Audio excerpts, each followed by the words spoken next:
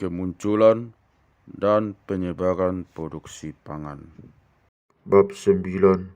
Zebra, pernikahan tak bahagia, dan asas Anna Karenina. Hewan-hewan yang bisa didomestikasi semuanya mirip. Setiap hewan yang tidak bisa didomestikasi tidak bisa didomestikasi dalam caranya sendiri. Bila Anda pikir Anda sudah pernah baca sesuatu yang mirip dengan ini, Anda benar.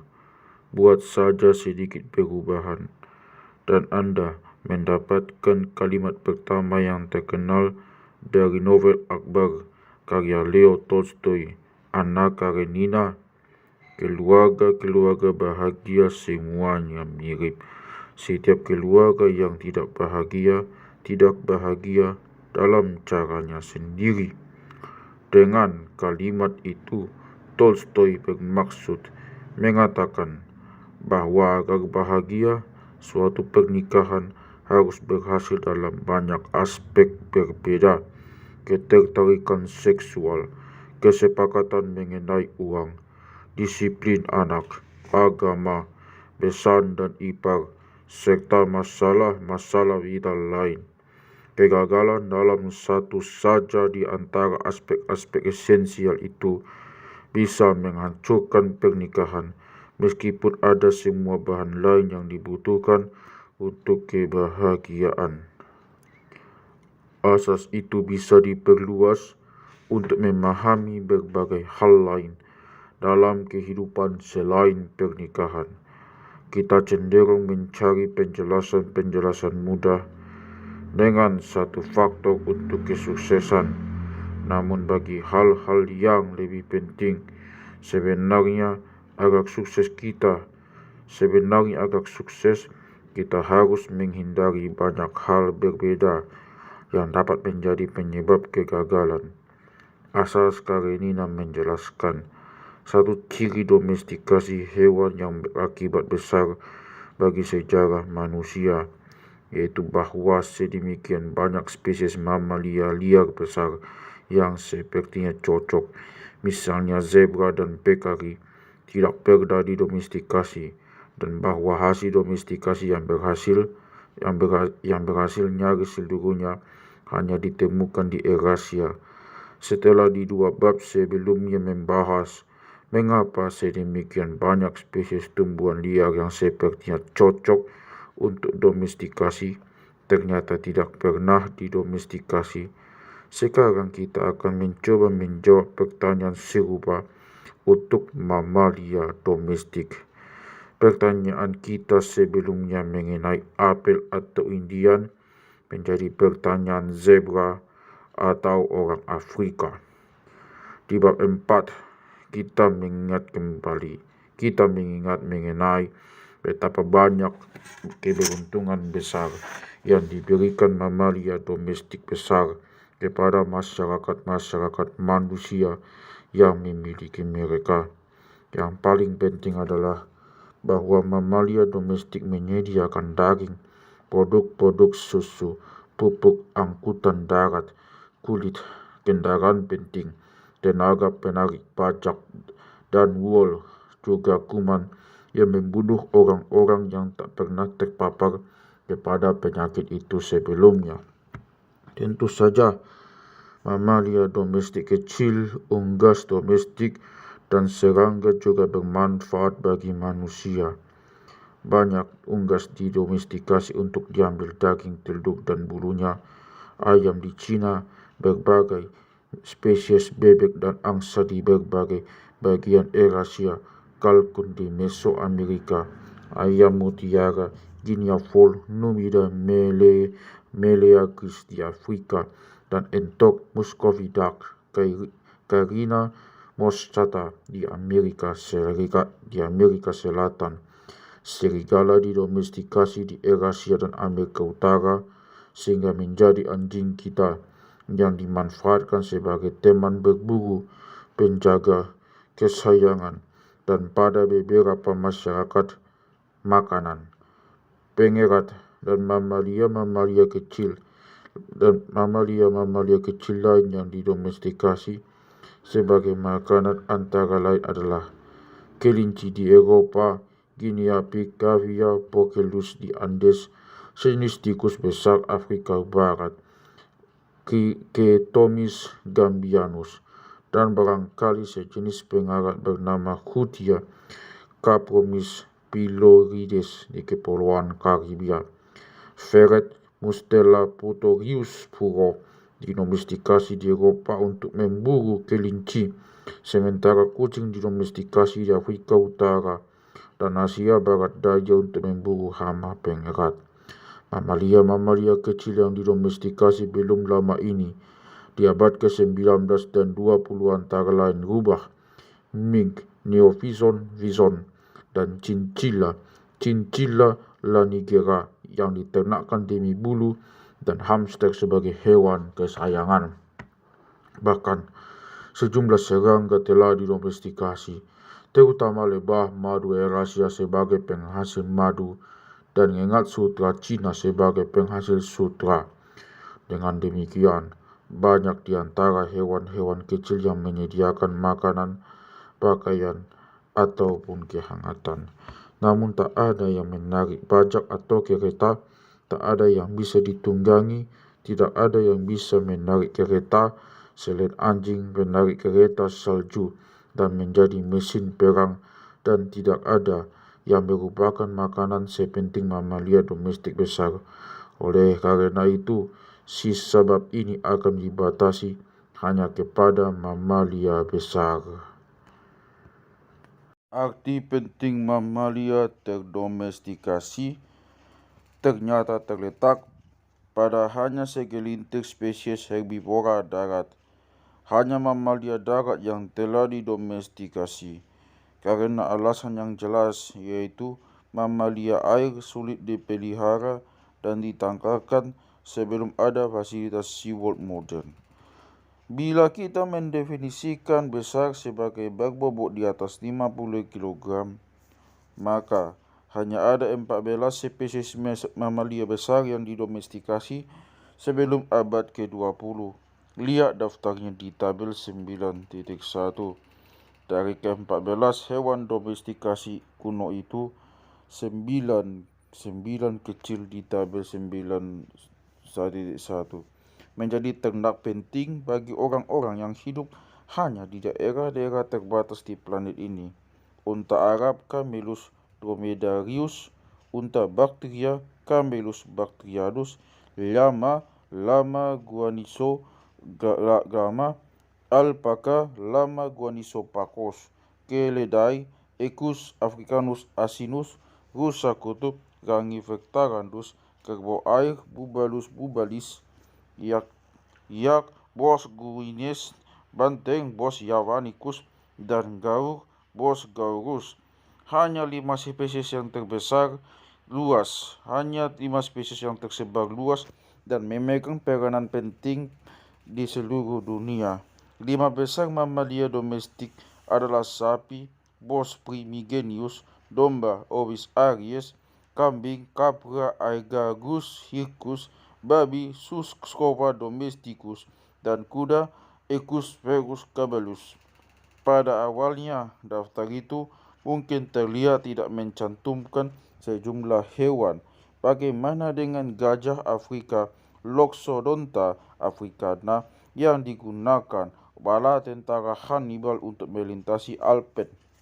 Bagaimana dengan gajah Asia Elevas maximus yang masih digunakan sebagai hewan pekerja di Asia Tenggara saat ini? Tidak, saya tidak melupakan mereka.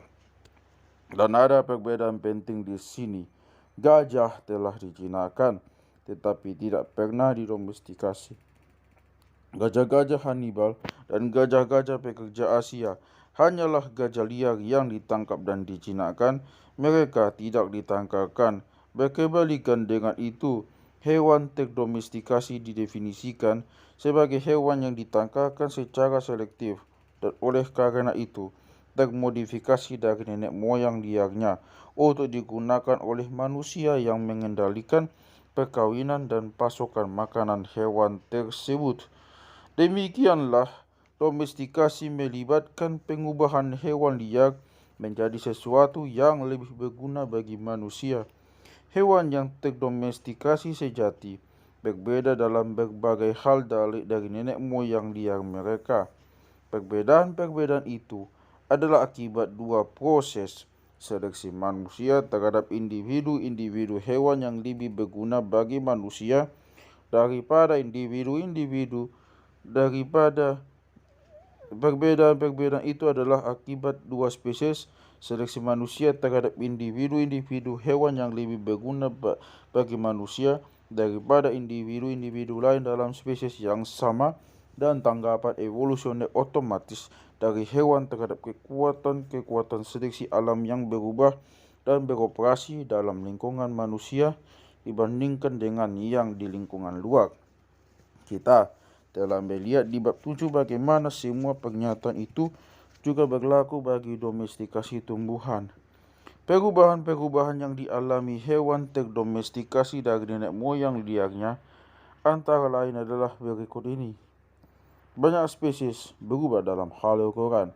Sapi, babi, dan domba mengecil saat didomestikasi, sementara guinea pig menjadi lebih besar. Domba dan alpaka diseleksi karena kemampuan mempertahankan wool dan sedikit menghasilkan rambut kasar, sementara sapi diseleksi berdasarkan kemampuan menghasilkan susu yang terbanyak. Sejumlah hewan domestikasi memiliki otak yang lebih kecil dan organ-organ indera yang kurang berkembang dibandingkan nenek moyang liarnya, sebab mereka tak lagi membutuhkan otak yang lebih besar dan organ indera yang lebih tajam yang diandalkan nenek moyang mereka untuk meloloskan diri dari pemangsa di alam. Agar bisa mengapresiasi perubahan-perubahan yang berkembang dalam domestikasi, coba saja bandingkan serigala, nenek moyang liar anjing domestik, dengan berbagai ras anjing. Sejumlah anjing jauh lebih besar daripada serigala Great Dane, sementara yang lain jauh lebih kecil Peking. Beberapa ras lebih langsing dan cocok untuk balapan greyhound, sementara yang lain berkaki pendek dan tak bisa dipakai balapan Dachshund. Anjing sangat bervariasi dalam hal bentuk dan warna rambut, dan sebagian bahkan tidak berambut. Orang-orang Polinesia dan Aztec mengembangkan ras-ras anjing yang khusus dipelihara untuk dimakan. Bandingkan seekor Dachshund dengan seekor serigala, dan Anda bahkan tak akan terpikir kalau yang disebutkan pertama adalah keturunan yang kedua bila Anda tidak tahu sejak sebelumnya.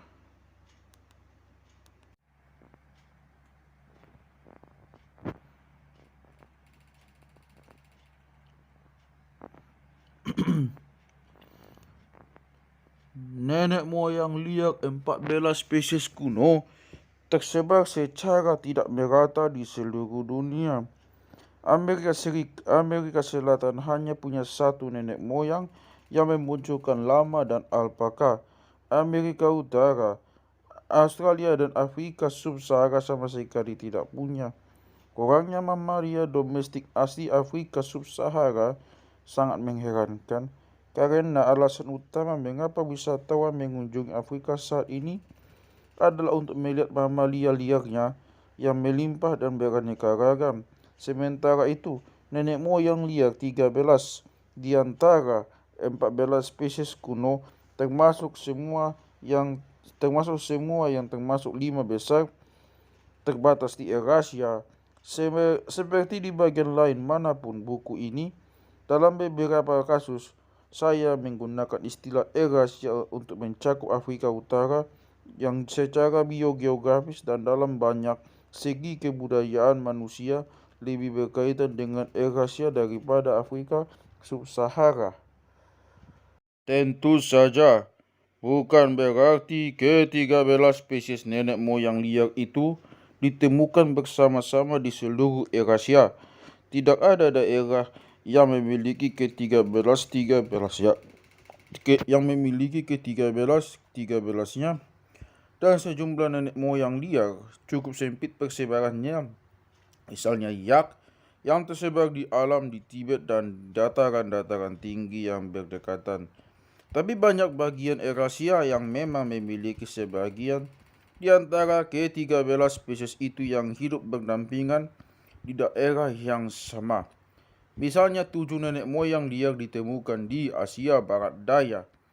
Sangat tidak meratanya persebaran spesies nenek moyang liar di benua-benua itu menjadi alasan penting mengapa orang-orang Eurasia bukan orang-orang dari benua-benua lain yang akhirnya memiliki keunggulan bedil, kuman, dan baja.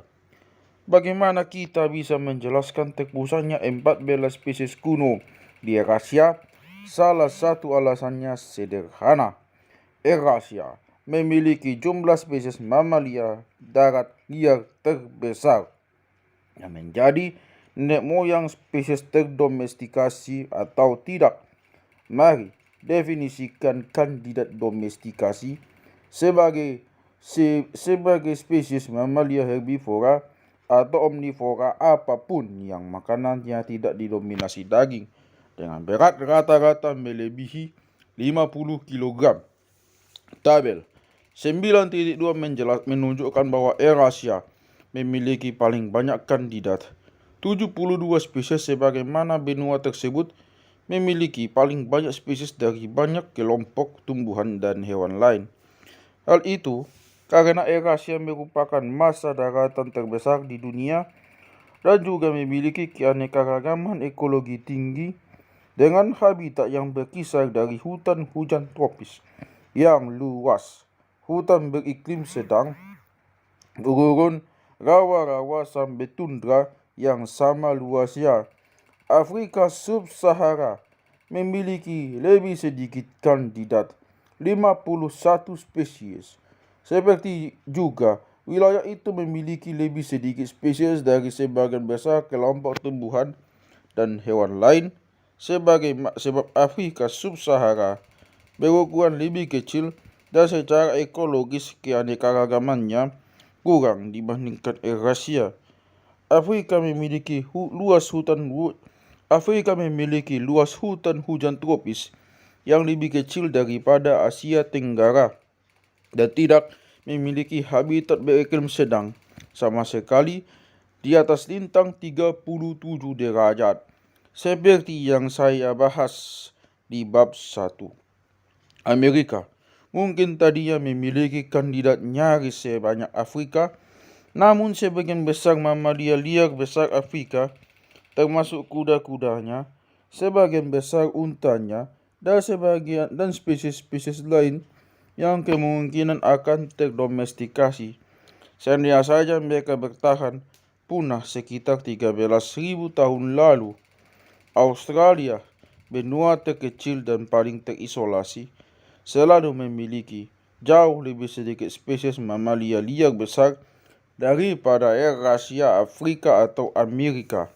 Seperti di Amerika, di Australia semua dari segelintir kandidat itu selain kanguru merah dipunahkan pada sekitar masa kolonisasi pertama benua itu oleh manusia. Dengan demikian, sebagian penjelasan mengapa Eurasia merupakan tempat utama domestikasi mamalia besar adalah karena benua tersebut memiliki paling banyak spesies mamalia liar kandidat sedari awal dan kehilangan paling sedikit kandidat gara-gara kepunahan dalam 40.000 tahun terakhir. Namun, angka-angka di tabel 9.2 memperingatkan kita bahwa penjelasannya bukan hanya itu. Betul juga persentase kandidat yang betul-betul didomestikasi paling tinggi di Eurasia 18% dan luar biasa rendah di Afrika Sub-Sahara. Tidak satu pun spesies yang didomestikasi dari ke-51 kandidat. Yang sangat mengejutkan adalah betapa banyaknya spesies mamalia besar, spesies mamalia Afrika dan Amerika yang tidak pernah didomestikasi, meskipun mereka memiliki kerabat dekat atau spesies serupa di Eurasia yang didomestikasi. Mengapa kuda mengapa kuda Eurasia didomestikasi tapi zebra Afrika tidak? Mengapa babi Eurasia bukan pekari Amerika atau ketiga spesies celeng sejati Afrika? Mengapa kelima spesies sapi liar Eurasia oroh kerbau air yak gaur banting, namun tidak kerbau Afrika atau bison Amerika? Mengapa domba muflon Asia, nenek moyang domestik kita, namun tidak domba tanduk besar Amerika Utara? Apakah para penduduk Afrika, Amerika, dan Australia terlepas dari keanekaragaman mereka yang luar biasa, ternyata memiliki kesamaan halangan budaya terhadap domestikasi yang tidak dimiliki orang-orang Eurasia? Misalnya, apakah keberlimpahan mamalia liar besar Afrika yang bisa ditangkap dengan berburu saja membuat orang-orang Afrika tidak perlu repot-repot menggembala ternak? Jawaban terhadap pertanyaan itu tegas. Tidak. Tafsiran itu dibantah oleh 5 macam bukti. Penerimaan hasil domestikasi Eurasia dengan cepat oleh orang-orang Eurasia, kegemaran universal manusia untuk memelihara hewan, domestikasi cepat 14 spesies kuno, domestikasi mandiri berulang-ulang sebagian di antaranya, dan keberhasilan terbatas upaya-upaya modern untuk mendomestikasi lebih banyak spesies. Pertama, ketika mencapai Afrika Sub-Sahara, 5 besar mamalia domestik Eurasia langsung dimanfaatkan oleh bermacam-macam suku Afrika di tempat dengan kondisi mengizinkan.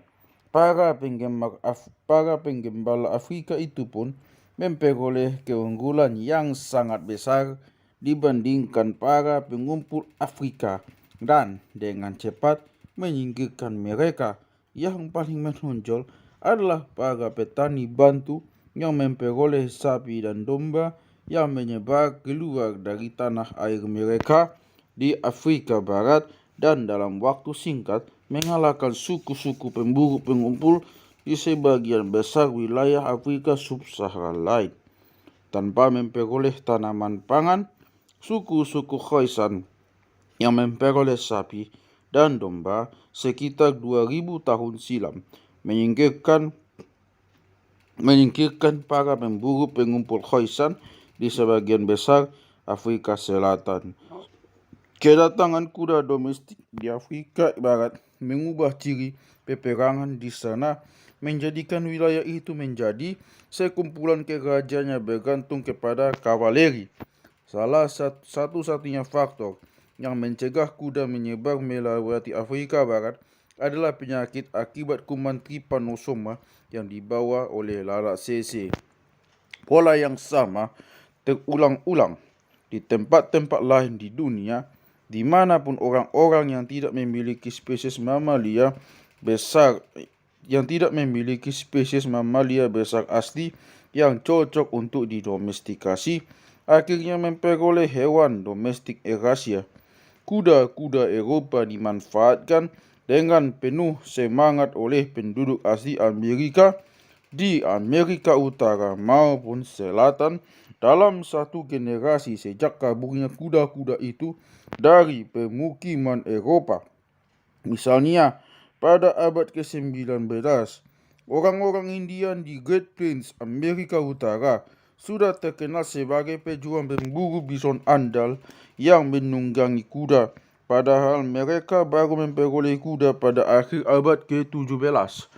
Domba yang diperoleh dari orang-orang Spanyol juga mengubah masyarakat Indian Navajo dan menghasilkan salah satunya tenunan selimut wool indah yang menjadikan suku Navajo terkenal. Dalam satu dasawarsa, sejak orang-orang Eropa bermukim di Tasmania bersama anjing, penduduk aborigin Tasmania yang sebelumnya tak pernah melihat anjing mulai beternak anjing dalam jumlah besar untuk digunakan berburu. Dengan demikian, di antara ribuan suku asli Australia, Amerika, dan Afrika yang memiliki keanekaragaman budaya, tidak ada tabu budaya universal yang menghalangi domestikasi hewan. Tentunya, seandainya sebagian besar spesies mamalia liar lokal di benua-benua itu bisa didomestikasi, pasti ada saja suku di Australia, Amerika, dan Afrika yang telah mendomestikasi dan memperoleh keunggulan besar dari hewan-hewan itu, seperti juga mereka mendapat manfaat dari hewan-hewan domestik Eurasia yang dengan segera mereka adopsi begitu tersedia. Misalnya, pikirkan tentang suku-suku Afrika Sub-Sahara yang hidup di dekat zebra dan kerbau liar. Mengapa tidak ada minimal satu suku pemburu pengumpul Afrika yang mendomestikasi zebra dan kerbau Afrika sehingga memperoleh keunggulan daripada suku-suku Afrika lain tanpa harus menunggu kedatangan kuda dan sapi rahasia? Semua fakta itu menandakan bahwa penjelasan bagi kurangnya domestikasi liar mamalia asli di luar Eurasia bukanlah akibat kelemahan penduduk lokal, melainkan pada mamalia yang ditemukan di daerah tersebut. Bukti kedua untuk interpretasi yang sama berasal dari hewan kesayangan. Memelihara dan menjinakkan hewan liar sebagai kesayangan merupakan tahap awal domestikasi. Namun binatang kesayangan dilaporkan ada pada semua masyarakat manusia tradisional di semua benua. Dengan demikian, keanekaragaman hewan liar yang dijinakkan jauh lebih besar daripada keanekaragaman yang akhirnya didomestikasi dan mencakup sejumlah spesies yang tak terpikirkan yang oleh kita sebagai binatang kesayangan. Misalnya, di desa-desa Papua tempat saya bekerja, saya sering melihat orang memelihara kanguru, posum, dan berbagai burung, dari burung sikatan sampai elang. Kebanyakan hewan tangkapan itu pada akhirnya dimakan, walaupun sebagian dipelihara hanya sebagai binatang kesayangan. Orang-orang Papua bahkan secara teratur menangkap anak kasuari liar dan membesarkan mereka untuk nantinya dimakan sebagai hidangan lezat, walaupun kasuari dewasa tangkapan sangat berbahaya dan sering merobek perut penduduk desa. Sejumlah suku Asia menjinakkan elang untuk berburu, walaupun binatang peliharaan yang kuat itu terkadang membunuh manusia pengurusnya.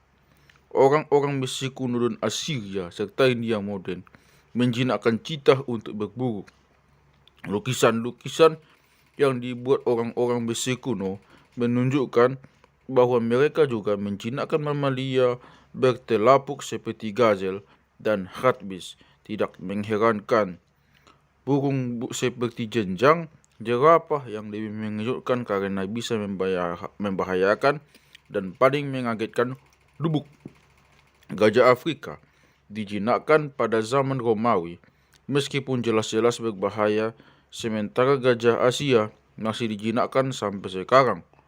Barangkali hewan peliharaan yang paling mustahil adalah beruang coklat Eropa, spesies yang sama dengan beruang grizzly di Amerika, yaitu spesies yang sama dengan beruang grizzly Amerika yang orang-orang Ainu di Jepang secara teratur tangkap sewaktu masih anak-anak, jinakkan dan besarkan untuk dibunuh dan dimakan dalam sebuah upacara ritual.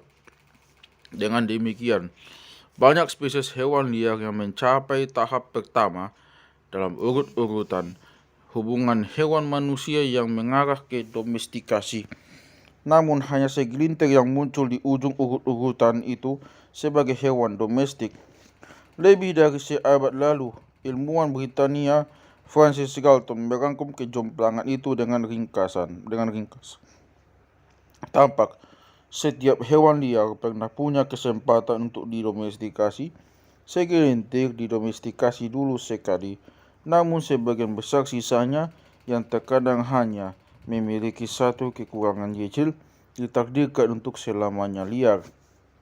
Kapan spesies hewan didomestikasi untuk menjadi bukti ketiga yang mengkonfirmasi pandangan Galton bahwa suku-suku penggembala awal dengan cepat mendomestikasi semua spesies mamalia besar yang cocok untuk didomestikasi. Semua spesies yang waktu domestikasinya terbukti secara geologis didomestikasi antara sekitar 8.000 dan 2.500 sebelum Masehi. Dengan kata lain, dalam beberapa ribu tahun pertama, perkembangan masyarakat petani penggembala menetap yang muncul setelah zaman es terakhir. Seperti yang tercantum dalam tabel 9.3, zaman domestikasi mamalia besar diawali dengan domba, kambing, dan babi, serta diakhiri dengan unta. Sejak 2.500 sebelum Masehi tidak ada penambahan signifikan. Tentu saja, sejumlah mamalia kecil memang baru didomestikasi pertama kali lama setelah 2.500 sebelum Masehi. Misalnya kelinci baru didomestikasi sebagai sumber makanan pada zaman pertengahan, mencrit dan tikus untuk penelitian laboratorium pada abad ke-20, dan hamster sebagai hewan kesayangan pada 1930-an. Berlanjutnya, perkembangan domestikasi mamalia kecil tidaklah mengejutkan, sebab memang ada ribuan spesies liar sebagai kandidat, dan karena nilai manfaat mereka terlalu kecil bagi masyarakat tradisional dibandingkan upaya memeliharanya. Namun domestikasi mamalia besar tampaknya berakhir 4.500 tahun silam. Pada waktu itu, semua di antara ke-148 spesies besar kandidat domestikasi dunia pastilah telah diuji berulang-ulang dengan hasil hanya segelintir yang lulus, dan tidak satu pun spesies yang tersisa. Bukti keempat bahwa sebagian spesies mamalia jauh lebih cocok daripada spesies lain adalah domestikasi mandiri berulang pada spesies yang sama. Bukti genetik berdasarkan sebagian materi genetik kita yang dikenal sebagai DNA mitokondria belum lama ini mengkonfirmasi, seperti telah lama diduga, bahwa sapi berpunuk di India dan sapi Eropa yang tak berpunuk sebenarnya berasal dari dua populasi terpisah sapi liar nenek moyang yang berdivergensi ratusan ribu tahun silam. Dengan kata lain, orang-orang India mendomestikasi subspesies aroh liar lokal di India. Orang-orang Asia Barat Daya secara mandiri mendomestikasi subspesies aroh Asia Barat Daya milik mereka sendiri, sementara orang-orang Afrika Utara mungkin secara mandiri mendomestikasi aroh Afrika Utara.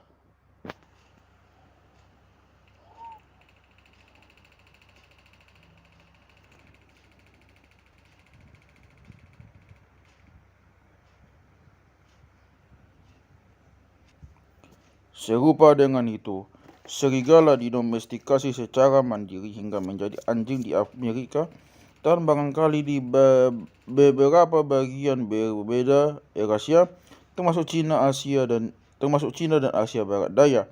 Babi modern berasal dari urut-urutan mandiri domestikasi di Cina, Eurasia Barat, dan barangkali di daerah-daerah lain juga. Contoh-contoh itu menekankan kembali bahwa segelintir spesies liar sama yang cocok untuk didomestikasi menarik perhatian banyak masyarakat manusia berbeda. Kegagalan upaya modern menjadi bukti terakhir bahwa kegagalan masa lalu untuk mendomestikasi sebagian besar spesies kandidat liar berakar dari kekurangan spesies itu, bukan karena kekurangan manusia zaman dahulu. Orang-orang Eropa zaman sekarang adalah pewaris salah satu tradisi domestikasi hewan terlama di bumi, yang dimulai di Asia Barat Daya sekitar 10.000 tahun silam. Sejak abad ke-15, orang-orang Eropa telah menyebar ke seluruh penjuru dunia dan menemukan spesies-spesies mamalia liar yang tidak ditemukan di Eropa pemukiman Eropa seperti orang-orang Papua yang saya jumpai bersama hewan kesayangan seperti kanguru dan posum telah menjinakkan atau menjadikan banyak mamalia lokal sebagai hewan kesayangan, seperti juga penduduk pribumi. Para penggemar dan petani Eropa yang beremigrasi ke benua-benua lain juga telah melakukan upaya serius untuk mendomestikasi sejumlah spesies lokal.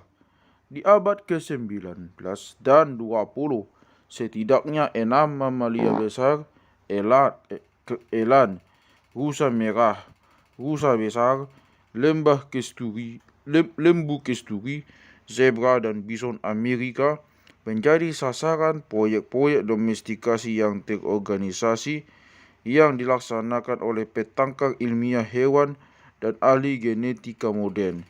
Misalnya eland, Taurotragus oryx, antelop Afrika terbesar, telah menjalani seleksi berdasarkan kualitas daging dan kuantitas susu di Taman Marga Satwa Askania Nova di Ukraina, juga di Inggris, Kenya, Zimbabwe, dan Afrika Selatan.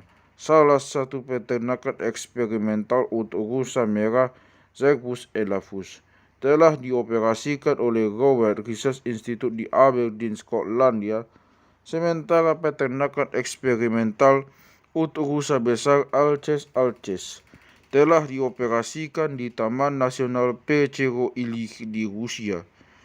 Namun, upaya-upaya modern itu hanya menarik kesukaan yang sangat terbatas. Sementara daging bison terkadang muncul di sejumlah supermarket Amerika Serikat, dan sementara moose telah ditunggangi, diperas susunya, dan digunakan untuk menarik kereta salju di Swedia dan Rusia, tak satu pun upaya itu yang memberikan hasil dengan nilai ekonomi mencukupi sehingga mereka menarik banyak peternak. Sungguh mengejutkan bahwa upaya-upaya belakangan ini untuk mendomestikasi eland di Afrika sendiri, di mana resistensinya terhadap penyakit dan toleransinya terhadap iklim memberinya keunggulan besar dibandingkan hewan dari Eurasia yang rentan terhadap penyakit-penyakit Afrika, ternyata belum juga berhasil. Demikian juga para penggembala pribumi dengan akses kepada spesies kandidat selama ribuan tahun maupun ahli genetika modern tidak berhasil mendomestikasi sepenuhnya mamalia besar selain 14 spesies kuno yang didomestikasi setidaknya 4.500 tahun silam. Namun ilmuwan masa kini tidak diragukan lagi bisa bila ingin memenuhi kebutuhan domestikasi yang mencakup kendali penangkaran dan suplai makanan bagi banyak spesies. Misalnya kebun binatang San Diego dan Los Angeles kini menangkarkan burung-burung kondor California terakhir secara lebih ketat daripada spesies-spesies lain hasil domestikasi. Semua individu kondor telah diidentifikasi secara genetis, dan program komputer menentukan jantan yang mana harus berpasangan dengan betina yang mana untuk mencapai tujuan-tujuan yang ditetapkan manusia. Dalam hal ini, memaksimalkan keanekaragaman genetik sehingga melestarikan burung terancam punah itu. Berbagai kebun binatang melaksanakan program-program penangkaran yang serupa bagi banyak spesies terancam punah lainnya, termasuk gorila dan badak. Namun seleksi ketat kebun binatang terhadap kondor California tidak menunjukkan prospek menghasilkan produk yang berguna secara ekonomis. Upaya-upaya kebun binatang dengan badak juga demikian, walaupun badak menawarkan 3 ton daging. Seperti yang sekarang kita akan lihat, badak dan kebanyakan mamalia besar lain menghadirkan halangan yang tak terpatahkan bagi domestikasi. Total, dari ke 148 herbivora darat liar besar kandidat untuk domestikasi. Hanya 14 yang lolos uji. Mengapa ke 134 spesies lain gagal? Kondisi-kondisi apa yang diacu Francis Galton ketika dia membicarakan spesies-spesies lain yang ditakdirkan untuk selamanya liar? Jawabannya berasal dari asas Anna Karenina. Agar bisa didomestikasi, spesies liar kandidat harus memiliki banyak ciri berbeda. Bila satu saja ciri yang dibutuhkan itu tidak ada, domestikasi pun gagal. Seperti juga gagalnya membangun pernikahan bahagia gara-gara kurang satu faktor. Kita yang sok menjadi penasihat pasangan zebra manusia atau pasangan-pasangan lain yang tidak harmonis bisa mengenali setidaknya 6 kelompok alasan penyebab kegagalan domestikasi.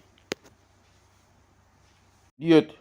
Setiap kali seekor hewan memakan tumbuhan atau hewan lain, efisiensi pengubahan biomasa makanan menjadi biomasa si konsumen jauh di bawah 100%, umumnya sekitar 10%. Berarti dibutuhkan sekitar 10.000 pon jagung untuk menumbuhkan seekor sapi seberat 1.000 pon. Bila Anda justru ingin membesarkan karnivora sebesar 1.000 pon, Anda harus memberinya makan 10.000 pon herbivora yang dibesarkan dengan 100.000 pon jagung. Bahkan, di antara herbivora dan omnivora, banyak spesies seperti koala terlalu pilih-pilih tumbuhan untuk dimakan sehingga tak cocok sebagai hewan ternak.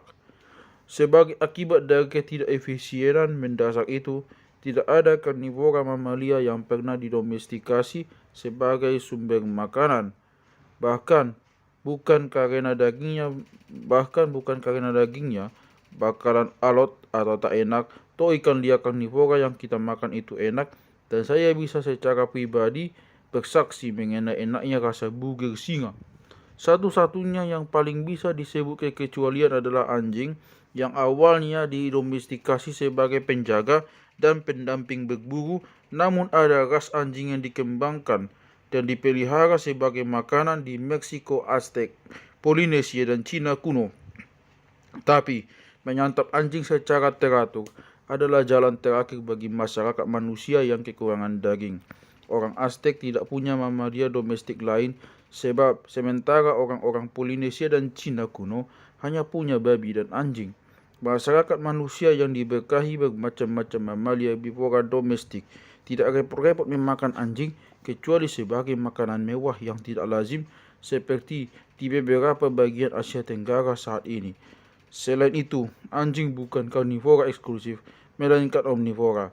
Bila Anda sedemikian naif sampai-sampai berpikir anjing kesayangan Anda hanya makan daging, coba baca daftar bahan di kantong makanan anjing Anda.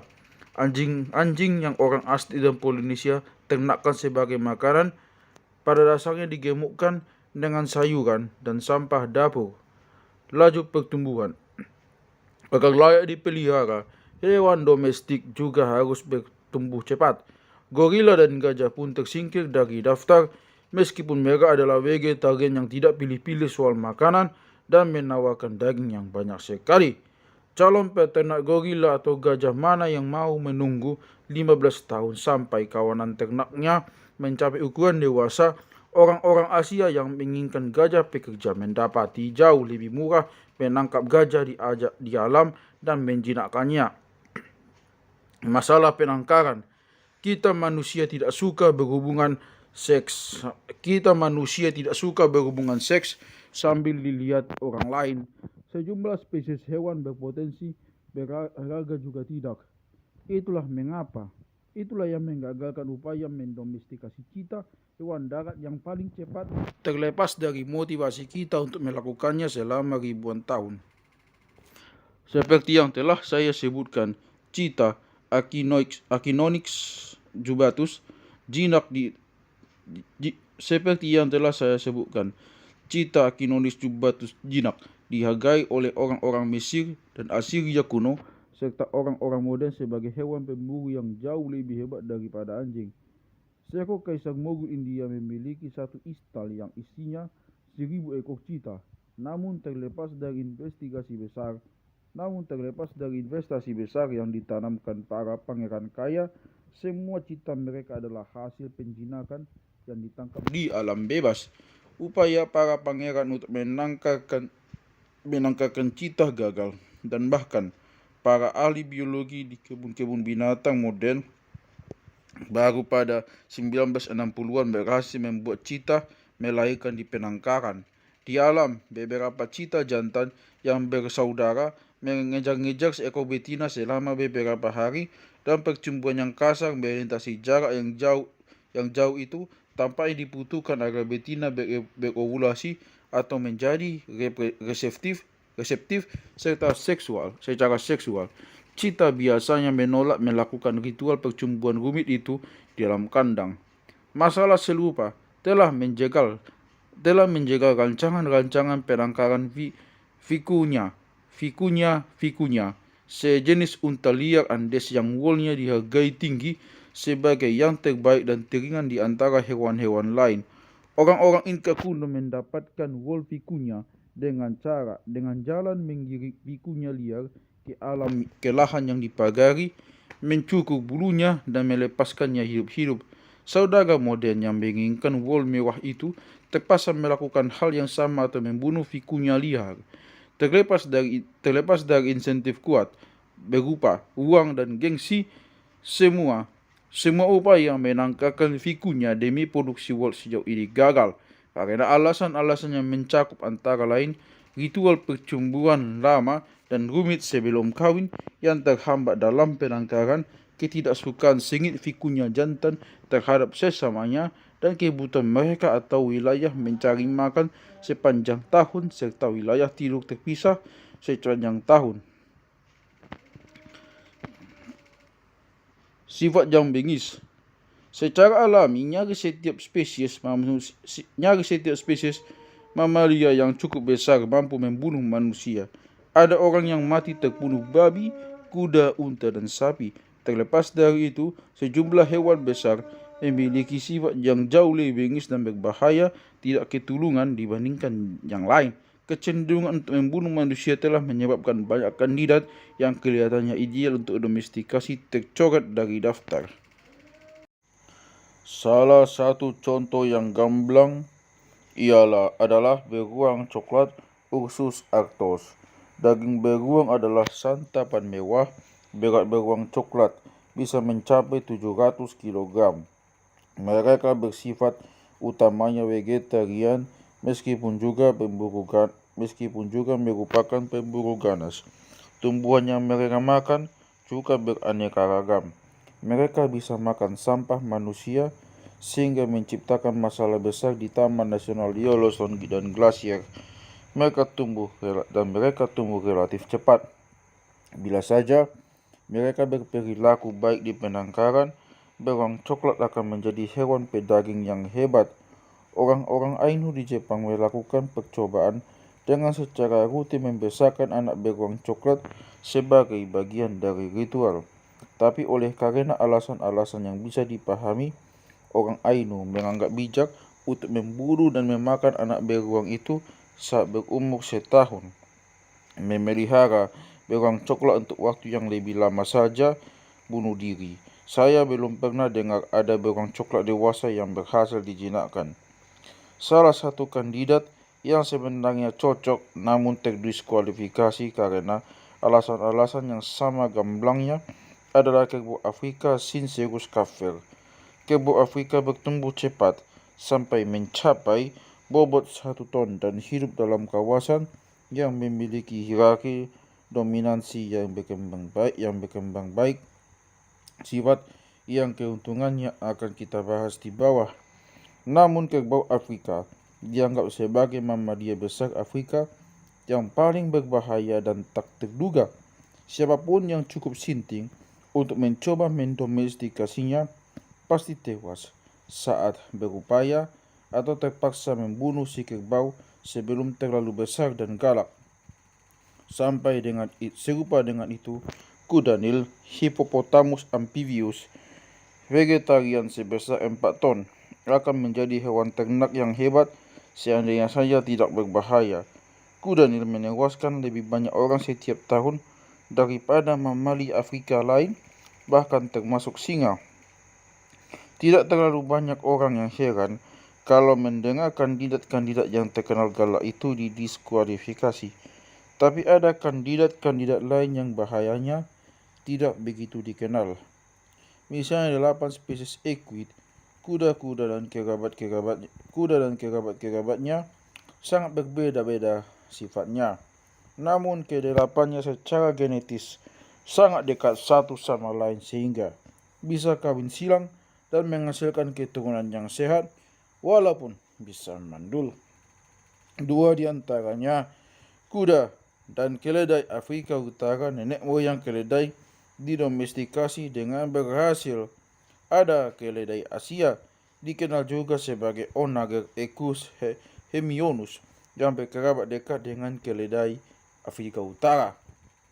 Oleh karena tempat asalnya mencakup juga bulan sabit subuh, tempat lahirnya peradaban barat dan domestikasi hewan, orang-orang zaman dahulu pastilah telah banyak mencoba mendomestikasi onager.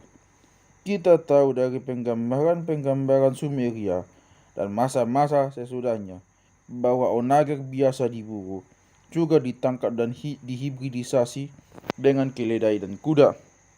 Sejumlah penggambaran kuno tentang hewan serupa kuda yang digunakan sebagai hewan tunggangan atau penarik kereta mungkin mengacu kepada onager. Tapi semua orang yang menulis tentang onager, mulai dari orang Romawi sampai penjaga kebun binatang modern, sangat mengeluhkan soal sifat onager pemberang dan kebiasaan jelek mereka yang gemar menggigit orang. Sebagai akibatnya, walaupun dalam segi-segi lain mirip dengan nenek moyang keledai, onager tak pernah didomestikasi. Spesies zebra Afrika, Equus grevyei, Quagga, zebra, bahkan lebih parah. Upaya domestikasi paling jauh hanya mengaitkan mereka ke kereta. Mereka dicoba dijadikan hewan penarik beban di Afrika abad ke-19 dan Lord Walter Rothschild yang menyentrik kereta yang berkendara melalui jalanan London dalam kereta yang dihela oleh zebra. Sialnya, zebra menjadi luar biasa berbahaya seiring pertambahan usianya. Memang banyak individu kuda yang juga bandel, namun zebra dan onager hampir seragam dalam soal kebengisan. Zebra memiliki kebiasaan tidak menyenangkan, yaitu menggigit orang dan ogah melepasnya. Oleh karena itu, mereka mencederai lebih banyak penjaga kebun binatang Amerika dalam setahun daripada harimau. Zebra juga nyaris mustahil dilasso dengan tali, bahkan bagi koboi yang memenangkan kejuaraan rodeo dengan melasso kuda, karena kemampuan andal mereka untuk melihat tali yang melayang ke arah mereka dan kemudian merunduk menghindarinya. Oleh karena itu, jarang sekali kalau memang pernah ada yang berhasil memasangkan pelana atau menunggangi zebra, dan antusiasme orang Afrika Selatan untuk mendomestikasi zebra pun sirna. Perilaku agresif tak terduga pada mamalia besar dan potensi bahaya juga bagian alasan mengapa percobaan modern yang pada awalnya sedemikian menjanjikan untuk mendomestikasi rusa merah dan eland kurang berhasil. Kecenderungan panik. Spesies herbivora mamalia besar bereaksi terhadap bahaya dari pemangsa atau manusia dengan cara berbeda-beda. Sejumlah spesies selalu resah, gesit, dan terprogram untuk cepat-cepat kabur bila merasa ada bahaya. Spesies lain lebih lamban, tidak mudah resah, mencari perlindungan dalam kawanan, membela diri bila terancam, dan baru kabur kalau terpaksa. Kebanyakan spesies rusa dan antelop dengan rusa kutub sebagai kekecualian mencolok tergolong tipe pertama, sementara domba dan kambing tipe kedua. Wajarlah kalau spesies yang selalu resah, sulit dipelihara di penangkaran. Bila ditempatkan dalam lahan berpagar, mereka mudah panik dan mati gara-gara syok atau menabrak-nabrakkan diri sampai mati ke pagar dalam upaya melarikan diri. Hal ini terlihat pada contohnya gazelle yang selama ribuan tahun merupakan spesies buruan yang paling sering diburu di beberapa bagian bulan sabit subuh. Tidak ada spesies mamalia lain yang para pemukim pertama kawasan itu miliki paling banyak kesempatan untuk domestikasi kecuali gazelle. Namun, tidak ada spesies gazelle yang pernah didomestikasi. Coba bayangkan saja mencoba mengembalakan hewan yang melejit, membabi buta menabrakkan dirinya sendiri ke tembok, bisa melompat nyaris setinggi 10 meter dan bisa lari dengan kecepatan sampai 80 km per jam. Struktur sosial. Nyaris semua spesies mamalia besar terdomestikasi terbukti merupakan spesies dengan nenek moyang liar yang memiliki 3 kesamaan ciri sosial. Mereka hidup dalam kawanan. Mereka mempertahankan hierarki dominansi yang berkembang baik di antara anggota kawanan, dan kawanan menempati wilayah tempat tinggal yang bertumpang tindih, bukan teritori eksklusif bersama. Misalnya, kawanan kuda liar terdiri atas satu kuda jantan, kuda betina yang dapat mencapai setengah lusin dan anak-anak mereka. Kuda betina A dominan atas betina B, C, D, dan E. Betina B tunduk terhadap A namun dominan atas C, D, E. C tunduk terhadap B dan A dominan teratas D dan E, dan seterusnya. Ketika kawanan itu sedang berpindah tempat, anggota-anggotanya mempertahankan urutan yang jelas. Di belakang si jantan, di depan betina berperingkat tinggi, diikuti oleh anak-anaknya sesuai urutan usia dengan yang paling muda dulu, dan di belakangnya betina-betina lain sesuai peringkat masing-masing diikuti oleh anak-anaknya sesuai urutan usia. Dengan cara itu, banyak kuda dewasa berada dalam kawanan yang sama tanpa terus-menerus bertarung dan masing-masing mengetahui peringkatnya. Struktur sosial itu ideal untuk domestikasi sebab manusia pada dasarnya mengambil alih hierarki dominansi. Kuda domestik yang sekelompok berjejer mengikuti manusia, pemimpin seperti mereka normalnya mengikuti betina peringkat teratas. Kawanan domba, kambing, sapi, dan nenek moyang anjing serigala memiliki hierarki serupa. Selagi hewan muda bertumbuh dalam kawanan semacam itu, mereka dalam benak menghafal hewan-hewan lain yang biasa mereka lihat di sekitar mereka. Di alam bebas, yang dimaksud adalah anggota-anggota spesies mereka sendiri, namun hewan kawanan muda yang besar di penangkaran juga melihat manusia di sekitar mereka yang juga mereka tanamkan dalam benak. Hewan-hewan sosial semacam itu mudah digembala. Oleh karena mereka toleran satu sama lain, mereka bisa dikumpulkan jadi satu. Oleh karena mereka secara naluriah mengikuti pemimpin dominan dan menanamkan dalam mentak bahwa manusia adalah pemimpin, mereka bisa dengan mudah digiring oleh penggembala atau anjing gembala. Hewan kawanan tidak ribut sewaktu dikandangkan ramai-ramai sebab mereka terbiasa hidup dalam kelompok yang berdesak-desakan di alam. Sementara itu, anggota spesies hewan teritorial yang paling soliter tidak bisa digembala. Mereka biasanya tidak saling menenggang. Mereka tidak menanamkan manusia dalam benak, dan mereka tidak memiliki naluri tunduk kepada yang lain. Siapa yang pernah melihat barisan kucing yang di alam soliter dan teritorial mengikuti seorang manusia atau membiarkan diri mereka digembala manusia? Semua pecinta kucing tahu, kucing tidak tunduk kepada manusia seperti anjing yang melakukannya secara naluriah. Hanya kucing dan ferret, spesies mamalia teritorial didomestikasi, sebab motif kita melakukannya bukanlah untuk menggembalakan mereka dalam kelompok besar yang dibesarkan untuk dimakan, melainkan hanya untuk dipelihara sebagai pemburu soliter atau binatang kesayangan. Sementara kebanyakan spesies teritorial soliter sejauh ini tak ada yang berhasil didomestikasi, yang terjadi pada kebanyakan spesies kawanan ternyata bukan kebalikannya. Sebagian besar tidak bisa didomestikasi karena sejumlah alasan tambahan. Pertama-tama, kawanan banyak spesies tidak memiliki wilayah tempat tinggal yang bertumpang tindih, melainkan mempertahankan wilayah eksklusif dari kawanan-kawanan lain. Mengandangkan dua kawanan semacam itu bersama-sama sama mustahilnya dengan mengandangkan dua pejantan spesies soliter.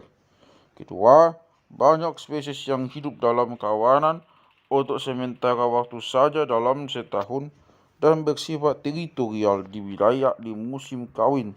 Ketika mereka bertarung dan tidak menenggang keberadaan satu sama lain. Itulah yang terjadi pada kebanyakan spesies rusa dan antelop. Lagi-lagi dengan rusa kutub sebagai kekecualian, dan itulah salah satu faktor utama yang menyebabkan semua spesies antelop sosial yang membuat Afrika terkenal gagal didomestikasi. Sementara bayangan pertama orang tentang antelop Afrika adalah kawanan padat mahal luas yang merentang di sepanjang cakrawala. Sebenarnya pejantan kawanan-kawanan itu menempatkan diri pada jarak-jarak tertentu dan membentuk wilayah kekuasaan serta bertarung sengit satu sama lain ketika musim kawin. Oleh karena itu, antelop tidak bisa dipelihara dalam kandang penangkaran yang ramai seperti yang bisa kita lakukan kepada domba atau kambing atau sapi. Perilaku teritorial yang dikombinasikan dengan sifat galak dan laju pertumbuhan lamban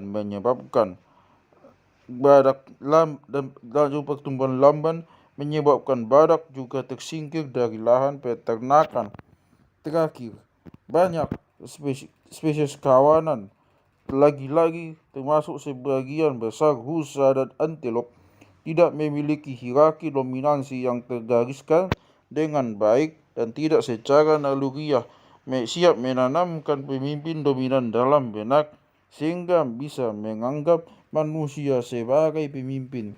Sebagai akibatnya, walaupun banyak spesies rusa dan antelop sudah berhasil dijinakkan, tak pernah ada yang melihat rusa dan antelop jinak digiring dalam kawanan seperti domba.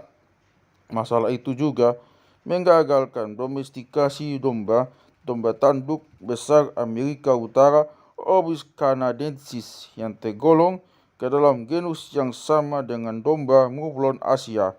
Nenek moyang domba domestik kita, domba bighorn, sesuai bagi kita dan serupa dengan Mouflon dalam sebagian besar segi, kecuali satu yang sangat penting. Mereka tidak memiliki perilaku khas Mouflon, yakni sejumlah individu berperilaku tunduk terhadap individu lain yang dominansinya mereka akui. Sekarang, mari kita kembali ke masalah yang saya ajukan di awal bab ini. Pada awalnya, salah satu ciri paling membingungkan dalam domestikasi hewan adalah sepertinya spesies berhasil didomestikasi secara acak saja, sedangkan kerabat-kerabat dekatnya tetap liar. Ternyata semua kecuali segelintir kawanan kandidat domestikasi tersingkir oleh asas Anna Karenina. Manusia dan kebanyakan spesies hewan menjalani pernikahan yang tidak bahagia karena satu atau beberapa dari banyak alasan yang mungkin.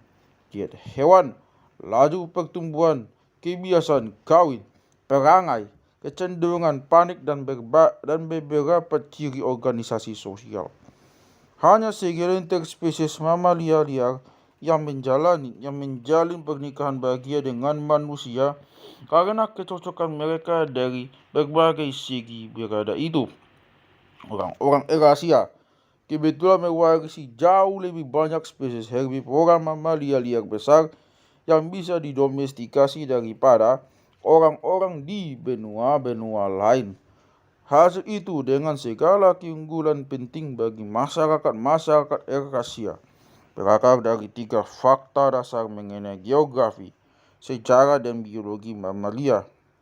Pertama-tama, Eurasia. Karena wilayahnya yang luas dan keanekaragaman ekosistemnya, sedari awal memiliki jumlah kandidat paling banyak.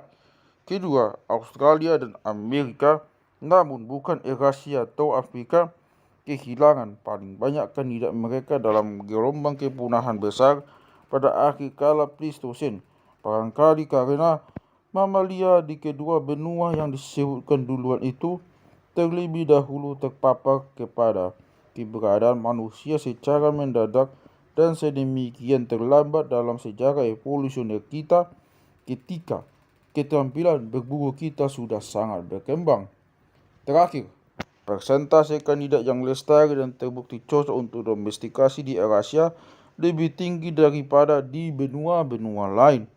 Kajian terhadap kandidat-kandidat yang tak pernah didomestikasi, misalnya mamalia pembentuk kawanan besar di Afrika, mengungkapkan alasan-alasan khusus yang mendiskualifikasi masing-masing spesies. Dengan demikian, Tolstoy pastilah menyetujui wawasan yang ditawarkan dalam konteks lain oleh seorang pengarang yang lebih dahulu, Santo Matius, sebab banyak yang dipanggil tetapi sedikit yang dipilih.